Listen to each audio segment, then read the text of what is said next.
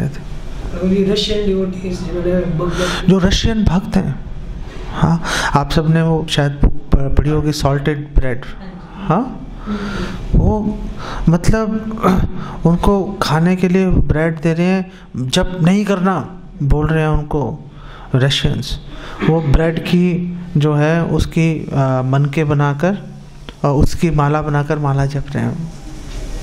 हाँ? क्यों? उनको पूरा, बहुत सारे भक्त मारे भी गए। ऐसा नहीं है कि जो शेल्टर ले रहा है भगवान नाम की, हरि नाम की जो शेल्टर ले रहा है, वो सारे बिल्कुल बम तोप के सामने खड़ा हो गया, गोली उड़ा दिया, कुछ हुआ ही नहीं, ऐसा नहीं है। बहुत सारे भक्त मारे भी गए।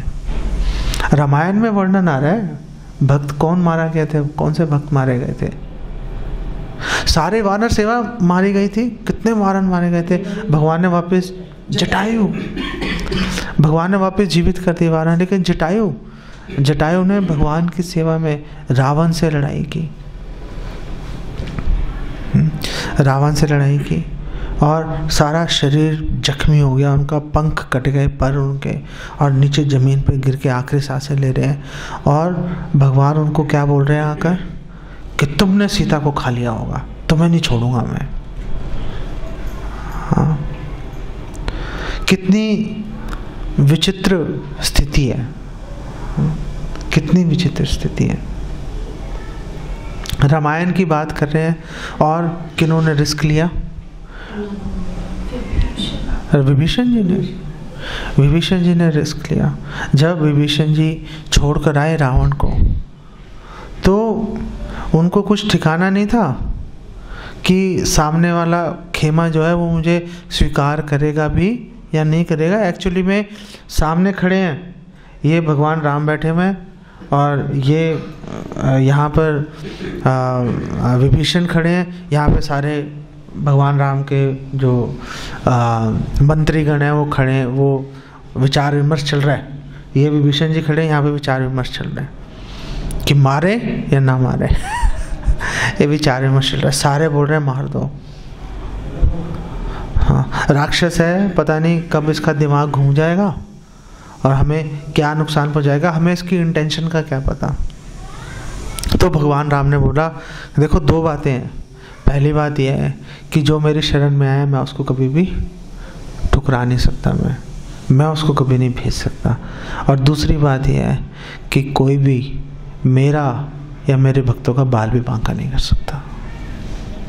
हाँ, तो भगवान ने कहा ठीक है, इसको शरण में। लेकिन जब तक भगवान राम ने ये नई लाइन बोली थी, तब तक लोग आपस में यही चर्चा कर रहे थे कि मारे या रखें, मारे या रखें। रखें तो कैसे रखें, बंदी बना के रखें, क्या करना है क्या नहीं करना, इसके ऊपर डिस्कशन चल रही थी।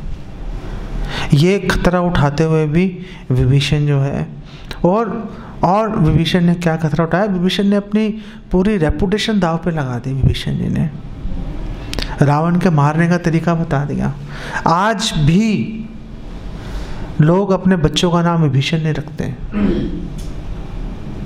आज तक कोई नहीं रखता अपने बच्चों का नाम विभीषण। सबको लगता है घर का भेदी लंका डाय। अरे भगवान की सेवा के अंदर कुछ भी निछावर कर देंगे, अपनी रेपुटेशन, अपना चरित्र, कुछ भी भगवान की सेवा में निछावर कर देंगे, क्या फर्क है, क्या नुकसान है उसके अंदर? भगवान संतुष्ट होने चाहिए। समाज, आपके मित्रगण, परिवारगण वो क्या सोच रहे हैं फर्क नहीं पड़ता। अच्छा सोच रहे हैं अच्छी बात है, बुरा सोच रहे हैं क्या बिगड़ गया आपका? भगवान प्रसन्न होने चाहिए, गुरु प्रसन्न होने चाहिए, वैष्णव प्रसन्न होने चाहिए, ये इंपॉर्टेंट है। ठीक है ना? इसी तरह हम चरित्र की बात करें तो एक यूनिक पर्सनैलिटी है अक्रूर जी। हाँ, अक्रूर जी की हम बात करते हैं। अक्रूर जी के तो इधर कुआं इधर खाई वाली बात है। अब भक्तों के दो खेमे हैं, दो तरह के भक्त हैं। एक भक्त हैं जो मथुरा में रह रहे हैं, वसुदेव देवकी और यदुवंश के जितने लोग हैं। एक खेमा वो है, एक खेमा है यहाँ पर नंद महाराज, यशोदा, ब्रजवासी गोपियाँ। एक के प्राणों की रक्षा करें, दूसरों के प्राण जा रहे हैं, दूसरे के प्राण की रक्षा करें, पहले के प्राण जा रहे हैं। गोपियों ने तो यहां तक बोल दिया तुम्हारा नाम है अक्रूर, लेकिन एक्चुअली में तुम क्रूर हो। तुम क्रूअल हो, तुम अक्रूर नहीं हो, तुम एक्चुअली में क्रूर हो। स्वीकार कर लिया, स्वीकार कर लिया, श्राप दे दिया उनको। गोपियों को, ब्रजवासियों को दुख पहुंचाया। उनको पता था मुझे इसका झेलना पड़ेगा फल। हाँ, तो उस कारण से क्या हुआ, समंतक जो हीरा था उसको चुराने का उन पे आरोप भी लगा उनके ऊपर। हाँ, लेकिन हुआ क्या फाइनली हुआ क्या, भगवान ने उसको बोला अक्रूर जी को, चलो दिखा दो सबको, वो जो हीरा है समंतक, एक बार दिखा दो सबको, सब देख लेंगे, सबकी संतुष्टि हो जाएगी, रख लेना। अक्रूर जी छोड़ के जाना पड़ा उनको, द्वारका को, द्वारका छोड़ के चले गए। तो भगवान उनको वापस लेके आए, उनको बोला है एक बार दिखा दो सबको, सबको तसल्ली हो जाए कि हाँ तुम्हारे पास है। भगवान पे 2-2 बार इल्ज़ाम लगा चुराने का। एक बार उसके सत्यजीत के भाई का क्या नाम था, प्रसेन। हाँ, प्रसेन। हाँ, प्रसेन की एक बार हत्या का और हीरा चुराने का आरोप लगा, तो भगवान जाके वो जामवंत से हीरा उससे लेके आए। हाँ, और वो सत्यजीत को पकड़ाए, ये ले भाई संभाल ले। और दूसरी बार सत्यजीत के ही मृत्यु के बाद में उसका आरोप लग गया कि इन्होंने चुरा लिया होगा, जबकि वो अक्रूर के पास रखवा दिया था सत्यजीत ने। 2-2 बार आरोप लगे भगवान पे कि आपने चुरा लिया है। हालांकि वो था भगवान का ही, जो समंतक हीरा है वो एक्चुअली में भगवान का ही है। वो भगवान ने श्रीमती राधा रानी को दिया था, श्रीमती राधा रानी ने सूर्यदेव को दिया, सूर्यदेव ने सत्यजीत को दे दिया था। ऐसे साइकिल चल रही थी पूरी। इसकी भी एक पूरी एक स्टोरी है कि कैसे वो समंतक जो हीरा है कैसे मूव कर रहा था इधर से उधर। हाँ, बहुत ही अद्भुत घटनाएं चल रही थी वहाँ पर। तो अक्रूर जी कंस के यहाँ पर सेवा कर रहे हैं, भगवान का ध्यान कर रहे हैं, सेवा कंस की कर रहे हैं। हाँ, कंस, और भागवतम आप पढ़ेंगे, बहुत ही कमाल का श्लोक है। कंस का जो माइंड चल रहा है, कंस का माइंड चल रहा है, मैंने बहुत सारे असुरों को भेजा वृंदावन, अक्रूर को भी भेज देता हूँ। कंस ये सोच के भेज रहा है। और अक्रूर जी क्या सोच रहे हैं, अक्रूर जी सोच रहे हैं कि इसके हाथों मरूंगा, उससे अच्छा है भगवान के हाथों, अगर मुझे मृत्यु भी प्राप्त होगी फर्क नहीं है। क्यों लेने चले गए उनको वहाँ पर अक्रूर जी? अक्रूर जी को पूरा विश्वास था कि कृष्ण भगवान है। अक्रूर जी को पूरा फेथ था कि भगवान कृष्ण का कोई बाल भी बांका नहीं कर सकता। अक्रूर जी भगवान के मिशन को पूरा करना चाहते थे। अक्रूर जी ने भगवान के मिशन को प्राथमिकता दी और उसके लिए उनको व्यक्तिगत रूप से कुछ भी झेलना पड़े, अपकीर्ति भी सहनी पड़े, वो भी उन्होंने सहर्ष स्वीकार कर लिया। उन्होंने नहीं, बड़ी बात है। भगवान शिव ने भी खतरा उठाया सर। भगवान शिव ने, भगवान शिव है, शिव जी देख लो, भगवान के कहने पर असत शास्त्र अप सिद्धांत का प्रचार कर रहे हैं शंकराचार्य जी के रूप में। हाँ, थैंकलेस जॉब जिसे बोलते हैं। हाँ, चाहते नहीं है लेकिन भगवान ने बोल दिया, कर दिया काम। चाहते नहीं है करना, लेकिन भगवान की आज्ञा, तो भगवान की आज्ञा पूरी कर रहे हैं।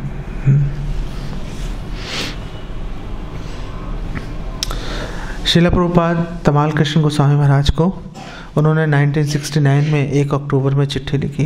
उन्होंने बोला निश्चित रूप से हमें कृष्ण के लिए खतरा उठाना चाहिए। अब हमारे लिए प्रैक्टिकल बात हो रही है, अब भक्तों के लिए अब बात हो रही है। तो श्रील प्रभुपाद तमाल कृष्ण गोस्वामी महाराज को बोल रहे हैं निश्चित रूप से हमें कृष्ण के लिए खतरा उठाना चाहिए, लेकिन इतना नहीं कि हमारी कृष्ण भावना को नुकसान पहुँचे।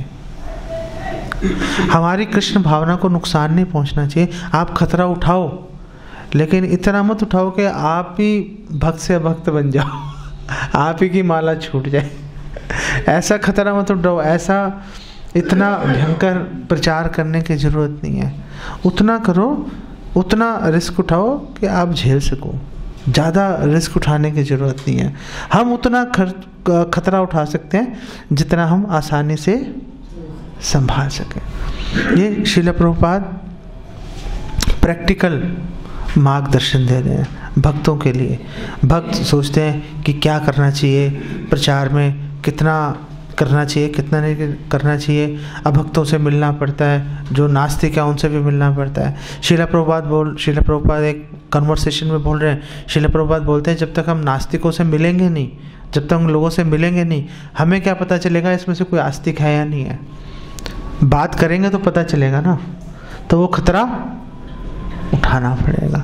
तो श्रील प्रभुपाद बोलते हैं कि जब आपको एक बार आपने ये निर्धारित कर लिया कि यार ये व्यक्ति नास्तिक है, तो फिर आगे उसके साथ टाइम ज़्यादा लगाने की ज़रूरत नहीं है। बहुत सारे भक्त हमारे से कई बार बात करते हैं, वो फलाने व्यक्ति ने ये बोल दिया, हमने उसको ये बोला, उसने काउंटर ये बोल दिया, उसने ये बोला काउंटर ये बोल दिया। ऐसे पावन जनार्दन प्रभु 1 घंटा मेरे से एक दिन फ़ोन पे बात करते रहे। वो कोई व्यक्ति इनको मिल गया होगा, वो बोला कि ये क्या है, इन्होंने एक का जवाब दिया, उसने और 2 क्वेश्चन खड़े कर दिए, इन्होंने उसका जवाब दिया, उन्होंने और 2 क्वेश्चन खड़े कर दिए। तो हम आपस में चर्चा कर रहे थे, तो मैंने फाइनली इनको बोला कि उसके ऊपर ज़्यादा टाइम लगाने की ज़रूरत नहीं है। वो चेंज होगा नहीं, आपके दिमाग में ज़रूर एक बीज आरोपित कर देगा। वो एक बार दिमाग में घुस गया, दिमाग खराब हो जाएगा। तो प्रभुपाद बोल रहे हैं उतना खतरा उठाओ और आसानी से झेल सको उसको, ठीक है। पूर्ण प्रश्न पूर्ण उत्तर में श्रील प्रभुपाद बोल रहे हैं जब तक आप भौतिक संसार में हो, आप प्रकृति के नियमों की अवहेलना नहीं कर सकते। मान लो आप जंगल में हो, वहाँ शेर है, सब जानते हैं वो आप पर हमला करेगा ही, तो जबरदस्ती क्यों जाओ और हमला करवाओ? क्यों जबरदस्ती घुसना है? हाँ, क्या जरूरत है उसके शेर के जाके उसको आलिंगन करने की कि भाई तेरे में भी जीव है, मेरे में भी आत्मा है, तेरे में भी आत्मा है, तू भी परमात्मा का अंश है, मैं भी परमात्मा का अंश हूँ, आजा गले लग जा। हाँ। प्रभुपाद बोल रहे हैं क्या जरूरत है ऐसा करने की? ऐसा नहीं है कि जब तक भक्त भौतिक शरीर में वह खतरा उठाता रहे। प्रकृति के नियमों को चुनौती देने की जरूरत नहीं है। जबरदस्ती पंगा मत लो, जबरदस्ती। बहुत सारे भक्त हैं, कई भक्त हैं वो बहुत उत्साहित हो जाते हैं, सोना छोड़ देते हैं या खाना बिल्कुल कम कर देते हैं। जरूरत नहीं है। भगवान कह रहे हैं युक्ताहार विहारस्य, आवश्यकता के अनुसार खाओ, आवश्यकता के अनुसार पहनो, आवश्यकता के अनुसार सो जाओ, जैसा भी करना है आवश्यकता के अनुसार करो। ज़्यादा भी करने की ज़रूरत नहीं है, कम भी करने की ज़रूरत नहीं है। इम्पॉर्टेंट है कि आप भक्ति करते रह सको, इम्पॉर्टेंट है कि आप भगवान की सेवा के लिए इस शरीर को देखभाल कर सको। जब भगवान कृष्ण वृंदावन छोड़ के चले गए थे मथुरा, तो अगर उनमें कृष्ण भक्ति है, कृष्ण प्रेम है, तो मर क्यों नहीं गए सारे? क्यों नहीं मर गए सारे? अगर कृष्ण का विरह 1 सेकंड के लिए भी बर्दाश्त नहीं कर सकते, और गोपियाँ बोल रही हैं, चैतन्य महाप्रभु गोपियों का भाव प्रकट कर रहे हैं शिक्षाष्टकम में कि एक पल जो है एक युग के समान लग रहा है, तो क्यों उस वेदना को झेल रहे हैं? क्या रीज़न है? का रीज़न ये है कि ब्रजवासी सोच रहे हैं, ना केवल गोपियाँ, सभी ब्रजवासी सोच रहे हैं कि बाय चांस कृष्ण आ गए और उन्होंने मुझे नहीं देखा, तो उनको दुख ना हो। बाय चांस कृष्ण आ गए और उन्होंने देखा यार वो कहाँ पर है, अगर मैं नहीं दिखा या मैं नहीं दिखी तो कृष्ण को दुख नहीं होना चाहिए। इस कारण से अपने शरीर को बचा के चल रहे थे ब्रजवासी। हाँ, नहीं तो इतनी वेदना है, इतने विरह के अंदर कोई कैसे शरीर को झेल के रख सकता है। कालकूट विष के समान विरह का सांप उनको डस रहा था, कोई कैसे बच सकता है? सवाल ही नहीं है बचने का। लेकिन भगवान को बाय चांस कभी आ जाएंगे तो हमारे नहीं दिखने से उनको दुख हो सकता है, एक संभावना है, दुख उनको शायद हो। उस भगवान को उस दुख से बचाने के लिए अपने शरीर की रक्षा करके चल रहे हैं। तो कह रहे हैं प्रकृति के नियमों को चुनौती देने की जरूरत नहीं है, मैं भक्त बन गया हूं, मैं हर किसी को चुनौती दूंगा। प्रभुपाद कह रहे हैं ये मूर्खता है, ये फुलिशनेस है, कोई ऐसा करने की ज़रूरत नहीं है। आराम से टाइम से खाओ, टाइम से सो और अच्छे से साधना करो और प्रचार करो, बात ख़त्म। ज़बरदस्ती जो है प्रकृति के नियमों को या ऐसी चुनौती देने की ज़रूरत नहीं है कि मेरे पीछे तो कृष्ण है, देख लूँगा क्या होता है। ऐसा करने की ज़रूरत नहीं है। इसके पीछे अगर हम ऐसा सोचते हैं तो हम भगवान की सेवा कर नहीं रहे, भगवान से सेवा लेने की इच्छा है इसके पीछे कि भगवान मेरी रक्षा करेंगे, देख लूँगा क्या होगा। हम भगवान से सेवा क्यों लें? हमें ज़रूरत नहीं है भगवान से सेवा लेने की। हमारा जीवन इसी निमित्त है, हमारे जीवन का कारण यही है कि हम भगवान की किसी न किसी तरह से सेवा कर सकें। आप देखो श्रील प्रभुपाद की पुस्तकों में सब कुछ है एक्चुअली में। अगर हम आराम से पढ़ेंगे, उस पर मेडिटेट करेंगे, हमें चीज़ें दिखाई देना शुरू हो जाएंगी। प्रॉब्लम यह है कि हम ठीक से पढ़ते भी नहीं है, पढ़ते ही नहीं है, फिर ठीक से नहीं पढ़ते। और तीसरी प्रॉब्लम यह है कि पढ़ते हैं तो उस पर हम सोचते नहीं हैं, उसके ऊपर भाग रहे हैं हम। अब प्रभुपाद बोलते हैं कि दौड़ता हुआ घोड़ा बहुत सारे काम कर लेगा, एक काम नहीं कर सकता। दौड़ता हुआ घोड़ा घास नहीं खा सकता। हाँ, तो हमें अपने जीवन को ऐसे चेंज करना पड़ेगा। और अपने जीवन को अगर हम फ्यूचर की प्लानिंग भी कर रहे हैं, अगर ज़्यादातर भक्तों का जीवन तो बिल्कुल ऐसे होता है, बिल्कुल सीमेंट से लिखा गया है, चेंज नहीं हो सकता। पूरा सबका जीवन एक सेट होता है कि ये करना ही है, ये करना ही है, ये करना ही है।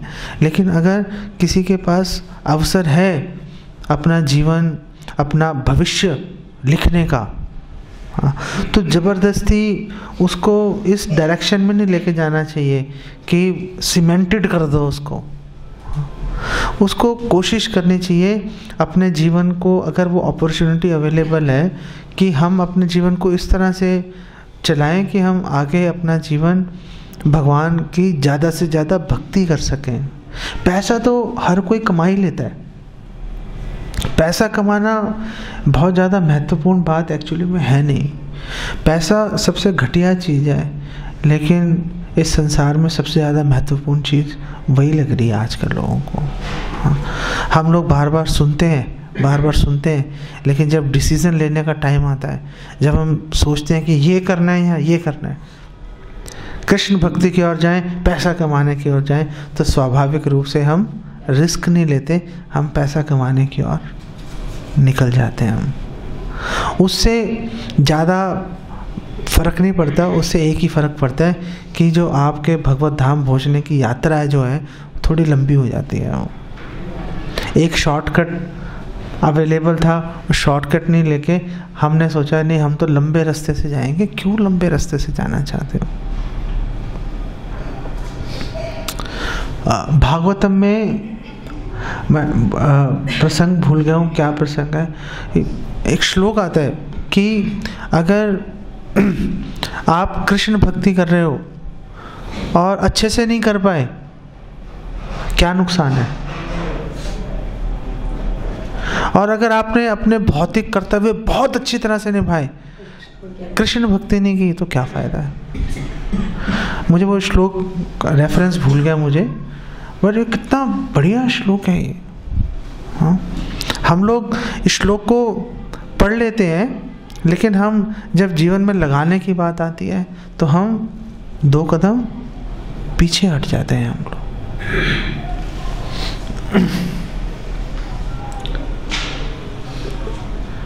अब श्रील प्रभुपाद बता रहे हैं, जो खतरा नहीं उठाना चाहते वे प्रचार का खतरा मोल ले लेते, लेकिन जो खतरा उठाते हैं कृष्ण तुरंत उसकी प्रशंसा करते हैं। कृष्ण इमीडिएटली रिकॉग्नाइज कर लेते हैं उसको। कृष्ण कहते हैं ये बंदा सही है।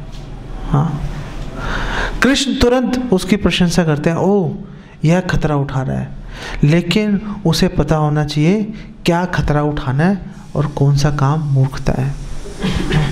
ऐसे नहीं है कि ज़बरदस्ती कोई काम किए जाओ अपने वैराग्य को, अपनी भक्ति को का प्रदर्शन करने के लिए, और लंबे समय तक भक्ति करने की जगह थोड़े टाइम किया, बहुत तेज़ी से उछल उछल के, और बाद में सब छोड़ छाड़ के चले गए।